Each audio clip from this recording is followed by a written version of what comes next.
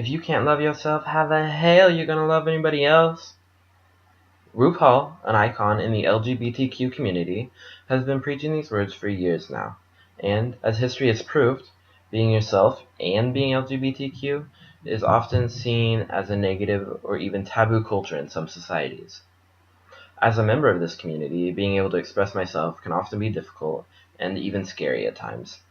Drag queens have provided that niche and have begun to pave the road to gender equality and freedom for the LGBTQ community that has historically been afraid to express themselves.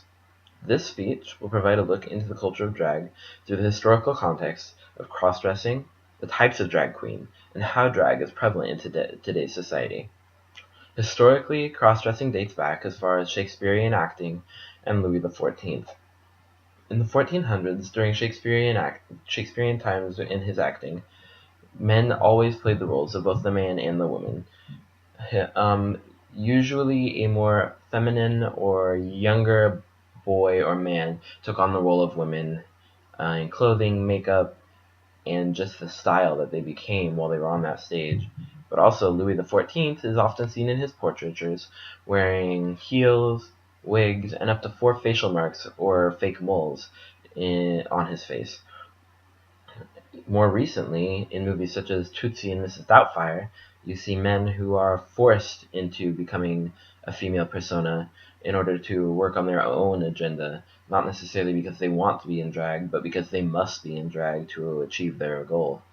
Which brings me to the types of queens you see in society. There's dozens, if not hundreds, of types of queens out there, but I've chosen to focus on just 2 briefly, and those are the gender bender or androgyny queens and the glam/pageant queens.